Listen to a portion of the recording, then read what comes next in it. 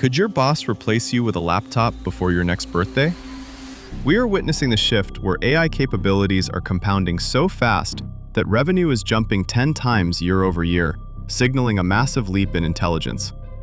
Dario Amodei, the CEO of Anthropic, recently dropped a timeline for this takeover that isn't decades away, but potentially just months.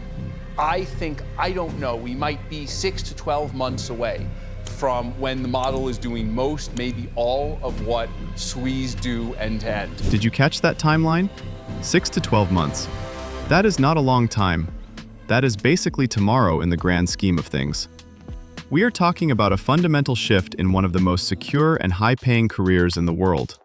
Software engineering has been the gold standard for a safe career path for decades, but if an AI can do most or all of that work end-to-end within a year, the entire industry is about to flip on its head. This does not mean humans disappear, but it means the job changes from writing to managing. It is a bold claim, but there is already evidence of this happening right now inside these top companies. It is not just a theory, it is their daily reality. We are now, in terms of the models that write code, I have engineers within Anthropic who say, I don't write any code anymore. I just let the model write the code, I edit it, I do the things around it. This is the new normal. When the people building the AI stop writing code themselves, you know the tool is powerful. The role of a human is shifting to that of an editor or an architect. You are no longer the bricklayer, you are the site manager. This lowers the barrier for entry for new people to build apps, which is amazing, but it also means that junior coding jobs might vanish. Why hire a junior developer to write basic functions when a model can do it instantly and for free? The skill is no longer about syntax, it is about vision. Do you think this will make software better because it is faster, or worse because humans will lose the deep understanding of how things work? The reason this is happening so quickly is because of a feedback loop. This is a concept that is vital to understand if you want to know where the future is going. Once you have a model that is smart enough to write code, you can use that model to help write the code for the next generation of models. It becomes a cycle. The AI builds a better AI, which then builds an even better AI.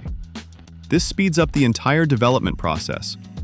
Instead of waiting for human engineers to type out every line of improvement, the system helps improve itself. This is why the timeline feels like it is shrinking. It is not moving at a linear pace where you take one step at a time. It is exponential.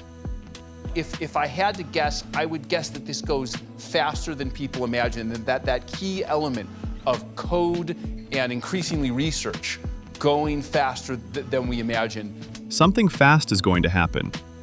That is a phrase that should make you sit up and pay attention. And one of the best ways to measure this speed is simply by looking at the money. Are people actually using these tools? The growth numbers here are staggering.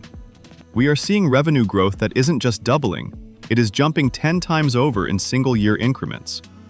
This kind of curve shows that as the models get more cognitively capable, meaning they get smarter, they generate significantly more value. It is a direct relationship. The smarter the machine, the more money it makes, because it can solve harder and more expensive problems. AI is going to be incredibly powerful. I think Demis and I, kind of agree on that. It's just a question of exactly when.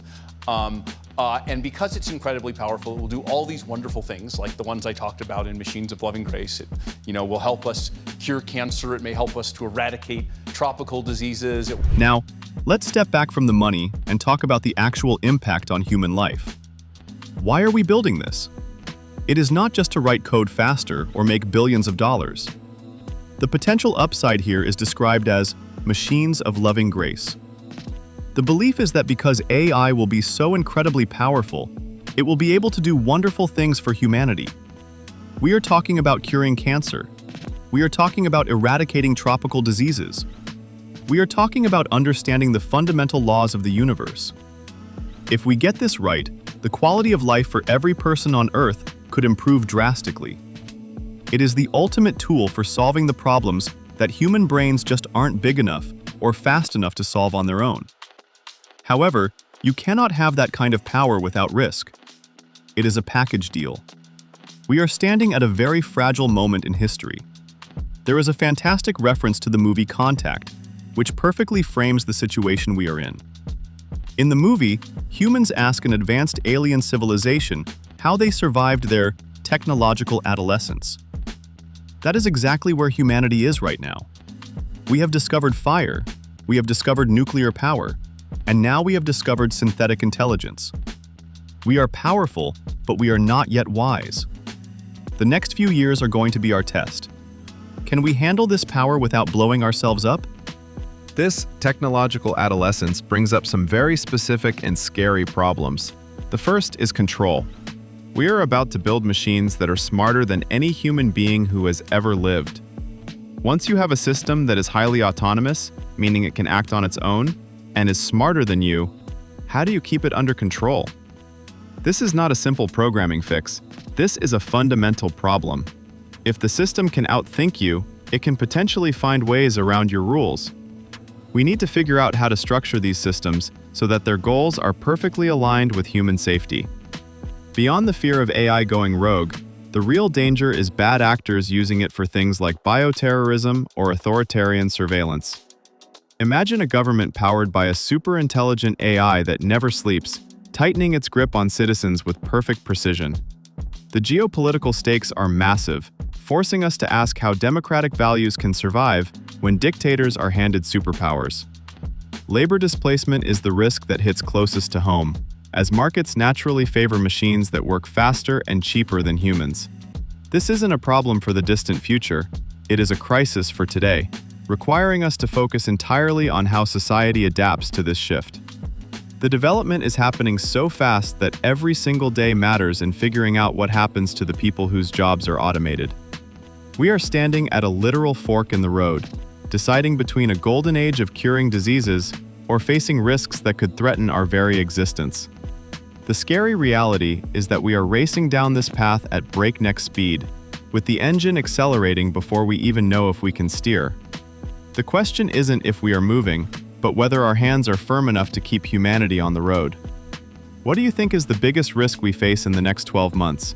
Is it the immediate loss of jobs, or the darker potential for misuse of the tech? Let us know your thoughts in the comments below, because staying informed is the only way to be ready. This is no longer science fiction, this is our new reality. If you enjoyed this video, don't forget to like, share, and subscribe to our channel.